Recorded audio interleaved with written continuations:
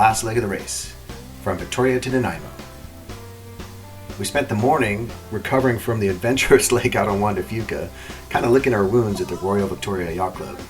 Beautiful morning, beautiful place, and really needed the recovery morning. So Pat had joined us in Euclid, and he was joining us for the last leg too, and so he got the worst leg and the best leg. Good job, Pat, getting the best and the worst of the race in 2 legs. Gleb and Murray worked on our boom and fixed it for us, so we were ready to go. And then we said goodbye to Gleb, and we said goodbye to Murray. So thanks for joining the race, guys. Brian went up the mast again. Thanks, Brian. And then we were off to the start. We started out in front of Victoria Harbor, and it was just beautiful. Then we had our first choice to make. Should we go inside or outside of Discovery Island?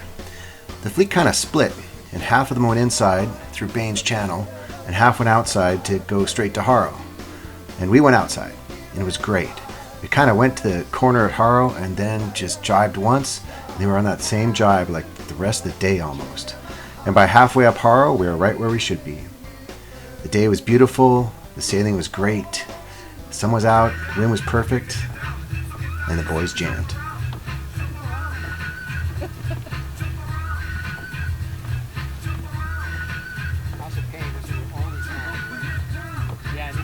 Like I said, great day.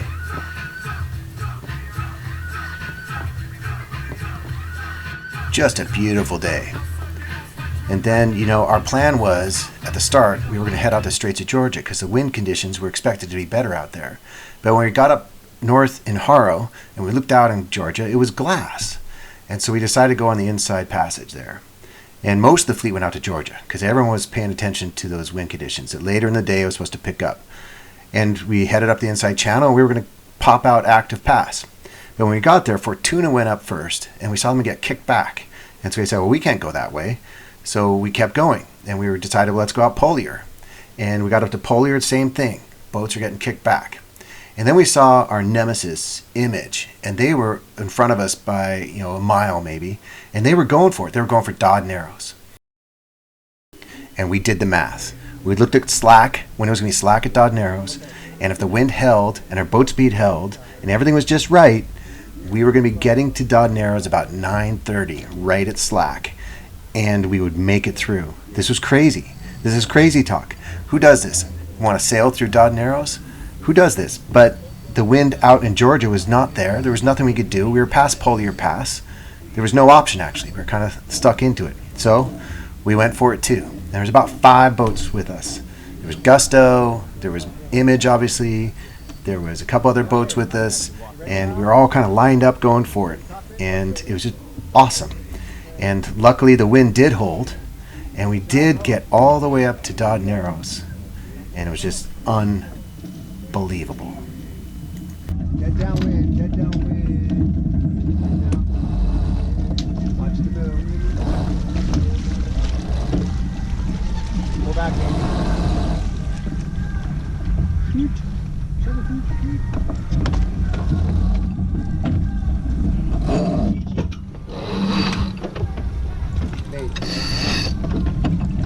Okay, finishing my jibe. Slowly, come across. Watch your head. Here comes the tree. You need to prevent your. Okay. Finishing. Watch your head. Here it goes. Your sheet nut guy. Your sheet nut guy. We just kept going. Thank you. Thank you. 3, 4, maybe 5 knots of boat speed at times. Just a little bit of wind, just enough to keep us going. And as we got up there, everyone was just kind of scooting on through Dodd Narrows. And so we just lined up and made sure we kept the center of the channel. Because if you drifted off too far out of the sides, you lost your wind. We saw Gusto head off to our starboard side a little bit, and their spinnaker just collapsed. And so we knew we had to stay right in this little wind channel all the way up. And we just nursed it and kept about, like I said, 3 knots of boat speed or so, and just kept right on puttering on.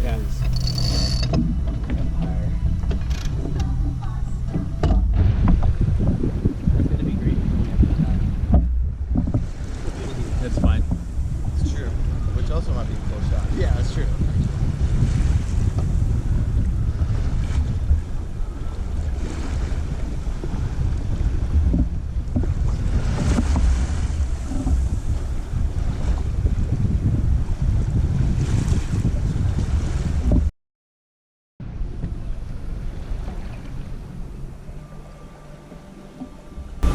I would never do this. I would never, ever do this. This is what I would never do.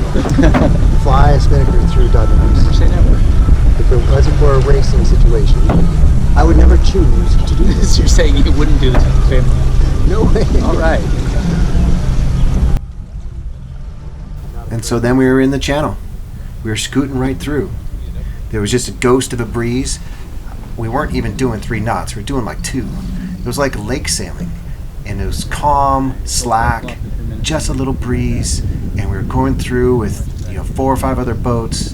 And the amazing thing is, there was a crowd of people on the shore. People on Vancouver Island had come down to the shore of Dodd Narrows to watch these 6 or 7 boats scoot through Dodd Narrows. They were having a show.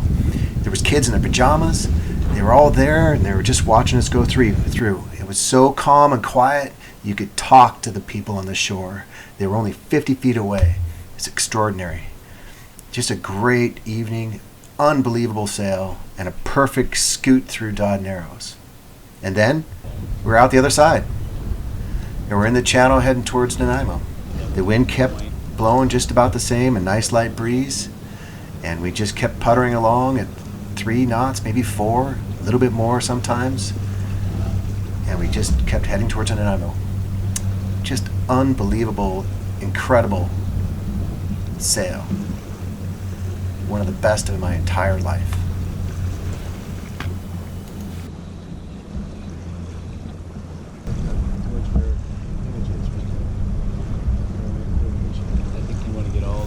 We found out after the fact that all the boats that went out to Georgia were stopped. There was no wind. The wind predictions were wrong. The wind was supposed to pick up around 11 o'clock or midnight overnight and be a good breeze, and everyone thought that going out to Georgia was going to be the winner.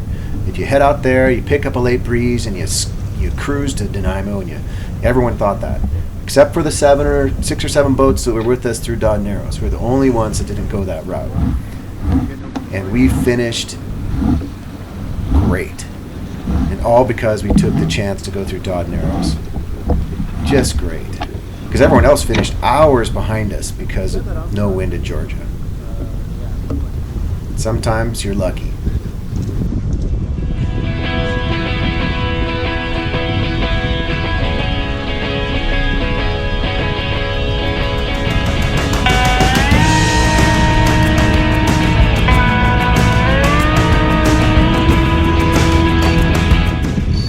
As darkness approached and we got up close to the finish line at Nanaimo, it kind of reflected on the entire race and what a great adventure it was. It's a beautiful night. I thought about the great places we went and saw.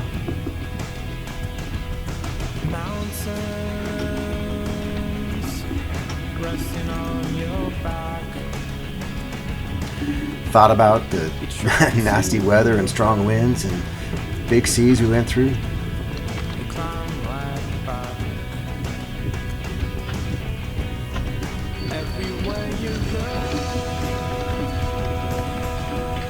Thought about all the other competitors, the big boats and the small ones.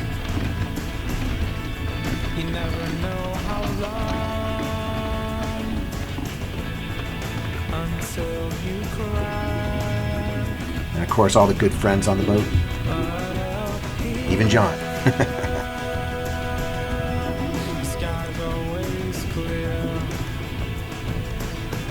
And our mascot.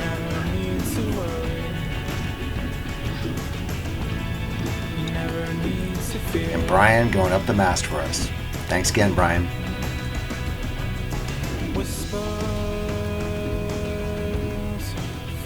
And the skipper kept on skippering.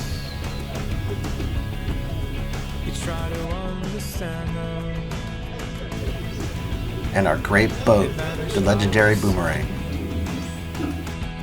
What an adventure. We came in and we finished about 10 o'clock, and we finished in 3rd place and had a spot on the dock, which is the first time the whole race. Got our battle flags, and just the whole experience was fantastic. Way to go, guys. Great race.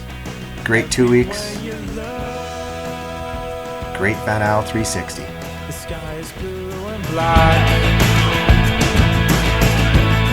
You never know how long